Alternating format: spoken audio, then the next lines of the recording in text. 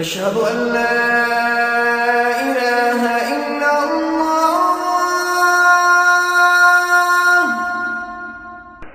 আমাদের আসলে দাওয়াতের কাজ ব্যাপকভাবে ছড়িয়ে গেছে। আমার উদ্দেশ্য ছিল এই উম্মার মধ্যে কোনো দল তৈরি না করে ব্যাপক দাওয়াত ছড়িয়ে দেওয়া, এবং আলহামদুলিল্লাহ আল্লাহ তাআলা এটা অনেক দূর ছড়িয়ে দিয়েছেন। গ্রামগঞ্জে পর্যন্ত সারা বিশ্বে যেখানে বাঙালি আছে কোনো জায়গায় এই দাওয়াত পৌঁছে নাই এমন জায়গা খুব কম। এখন যেটা সমস্যা হচ্ছে সেটা হলো এই যে আমাদের কোনো দল না থাকার কারণে অনেকেই ছোট ছোট দল করে সবাই পরিচয় দেয় আমার সাথে সে আছে, আর এখানে আসেও মাঝে মধ্যে, বা হয়তো বছরে আসে, বা আমাকে হয়তো কোথাও মাহফিলে দাওয়াত দিল, আমাকে নিয়ে দেখাইলো যে শেখের সাথে আমার পরিচয় আছে, আমি তার লোক। এরপরে সে একটা গোপনে ছোট্ট দল তৈরি করে ফেলছে, সে আমির হয়ে গেছে।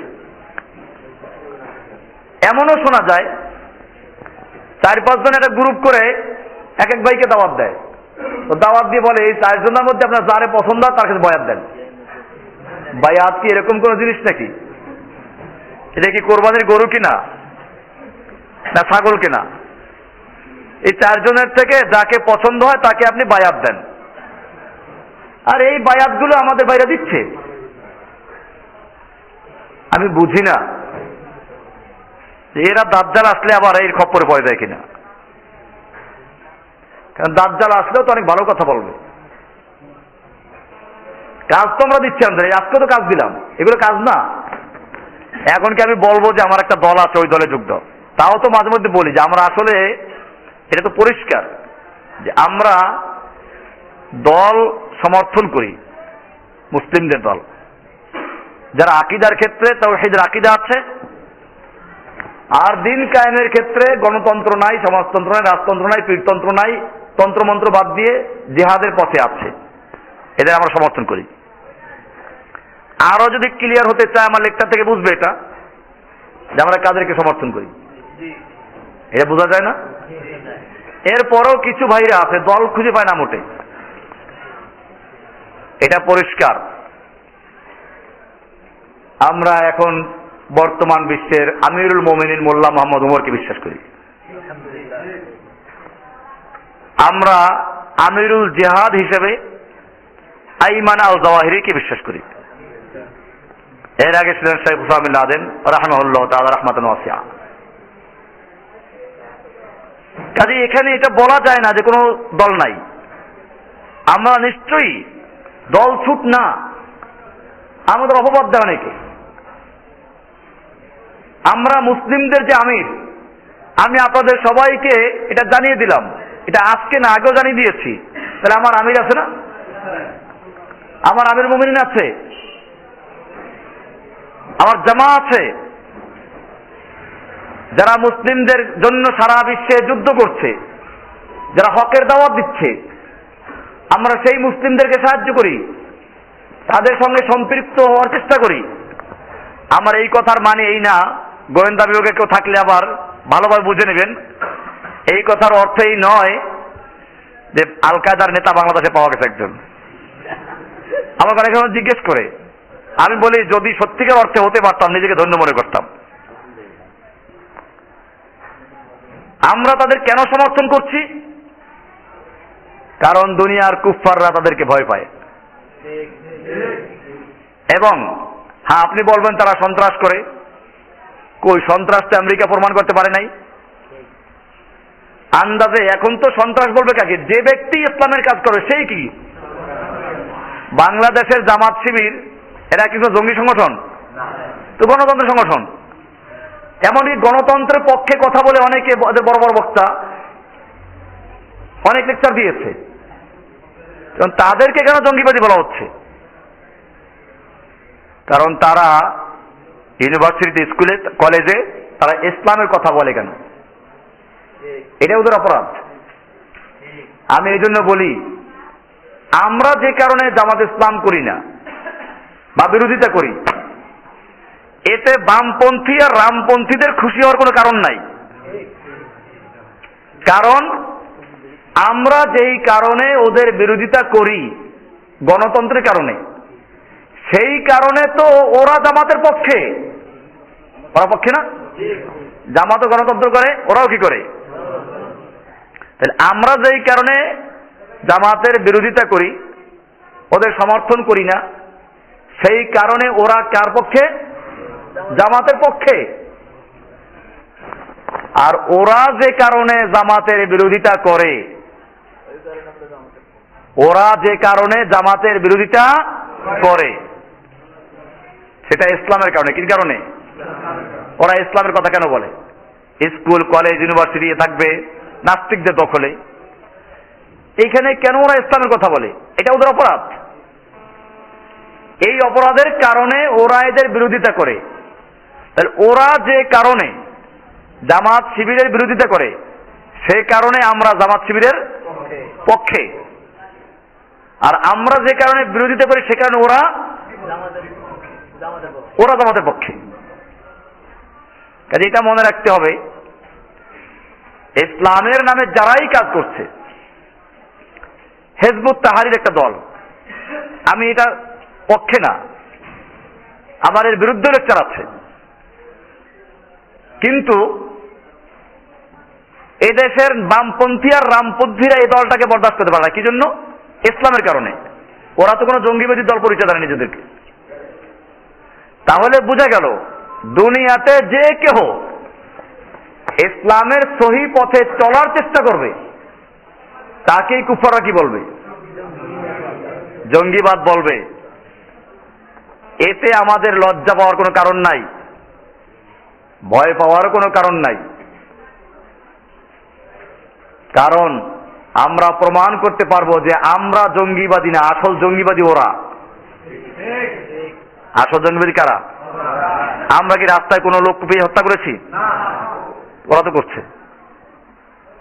ওরা যদি জঙ্গিবাদী না হয়, ওরা যদি সন্ত্রাসী না হয়, তাহলে আমাদের কেন সন্ত্রাসী বলছো? মুজাহিদিনরা অন্যের হয়ে কাউকে হত্যা করে না।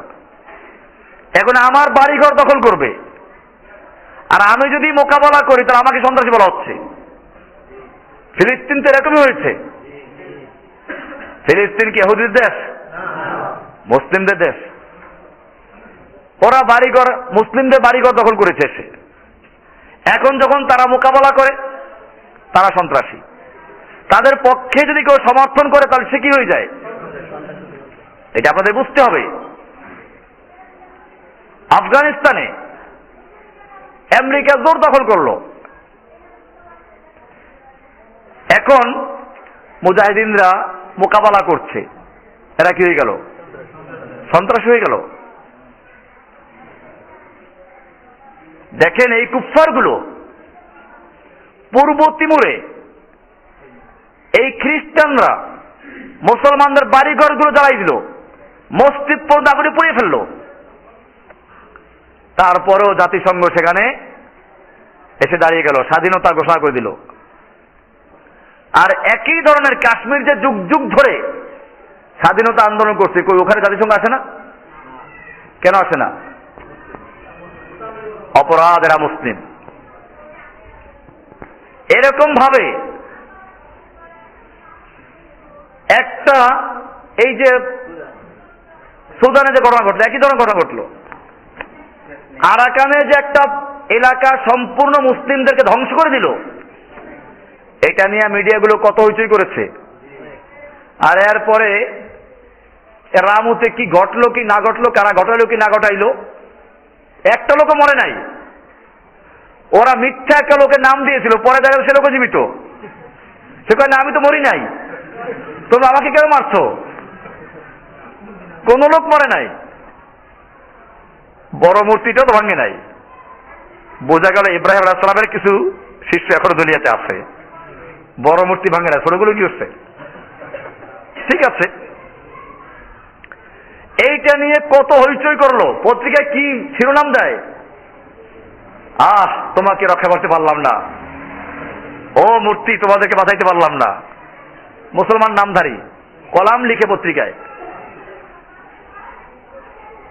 এই জ্ঞান পাপীগুলো এরা কি জানে না যে আরাকানে মুসলিমদের কিভাবে হত্যা করলো, কত হাজার হাজার মুসলিম ধ্বংস করে ফেললো? এটার জন্য এদের কলম চলে নাই। কাজে মনে রাখতে হবে, মুসলিমরা আল্লাহর দ্বীনের জন্য যুদ্ধ করে, লড়াই করে, আর এরকম যারা মুসলিমদের পক্ষে দাঁড়ায় কথা বলে আমরা তাদেরকে সাহায্য করি। এখানে গোপনীয়তার কোনো কিচ্ছু নাই। আমরা তাদের ভালোবাসি, আমরা তাদের সমর্থন করি, আমরা তাদের সমর্থন করার জন্য লোকদের উদ্বুদ্ধ করি। যাই হোক, কুফাররা লেগে আছে, কিছু পায় না, বিনা পয়সায় দারোয়ান আছে আমার সাথে, অসুবিধা নেই। তো যাই হোক, সবসময় আছে, এখানে আছে, এখনো আছে না, আজ আছে তো, বাইরে আছে। তো যাই হোক না, পরিচয় দিয়েই থাকে, গোপনও থাকে না, পরিচয় দিয়েই থাকে, মাঝে মধ্যে বিভিন্ন কাজও করে দেয়, অসুবিধা নেই। আপনারা খেয়াল রাখবেন, আমি এটা বারবার ক্লিয়ার করেছি, আপনি যদি আমিরের সাথে যোগাযোগ করতে না পারেন, আপনি কয়েকজনকে যারা কাজ করছেন সাক্ষী রাখবেন, যে আপনি সাক্ষী থাকুন আমি বর্তমান সময়ের যিনি আমিরুল মুমিনিন আছেন আমি তার বায়াত করলাম, তার নির্দেশগুলো মানব, নিষেধগুলো পরিহার করব, এবং তিনি যতক্ষণ পর্যন্ত কোরআন সুন্নাহ মোতাবেক পরিচালনা করবেন আমরা তাকে আনুগত্য করব। এই শাহাদা দিয়ে, সাক্ষী দিয়ে আপনি কাজ করে থাকেন। আর এখন কোনো কিছু গোপন আছে নাকি? আবু বকর সিদ্দিক রাদিয়াল্লাহু তাআলা যখন খলিফা হলেন, সবাইকে গিয়ে তার হাতে হাতে বায়াত দিয়েছিল? সবাই কিন্তু হাতে হাতে গিয়ে বায়াত দেয় নাই, এটা মনে রাখতে হবে। ওমর ইবনে খাত্তাব রাদিয়াল্লাহু তাআলা আনহু সাকিফা বনু সায়েদার ভিতরে গিয়ে বিভিন্ন আলোচনা করে ওনাকে বায়াত দিলেন। এরপরে মসজিদে চলে আসলেন, আবু বকর সিদ্দিক রাদিয়াল্লাহু তাআলা আনহু খলিফা বায়াত নিচ্ছেন। ওই সময় মুসলিম বিশ্বের যত জায়গায় সবাই লোক ছিল সবাইকে এসে বায়াত দিয়ে গেছে? এটা আমার বায়াত ও সিরাতে মুস্তাকিম একটা বই আছে, ওখানে বায়াতের পদ্ধতি লেখা আছে, দেখবেন, পড়াশোনা করবেন, পড়াশোনার বিকল্প কিছু নেই, না হইলে যে কোনো সময় নেকড়ে বাঘ ধরে নিয়ে যাবে। ওখানে লেখা আছে বায়াত কেমনে দিবে, যারা নেতৃত্ব পর্যায়ে আছে তারা এসে বায়াত দিবে, আসার সুযোগ না থাকলে তারা নিজ নিজ জায়গায় বসে বায়াত দিবে, সাক্ষী রাখবে, কাজ করবে। নির্দেশ কি, আপনার কাজ কি? বলে কাজ কি? আরে ভাই, কাজ কি তো লেখা আছে, ওই যে দিন কেন সঠিক পথ বইয়ের শেষে লেখা আছে, তাওহীদের মূল শিক্ষা বইয়ের শেষে লেখা আছে না? কর্মসূচি দেওয়া আছে, কি কাজ করবেন আপনি?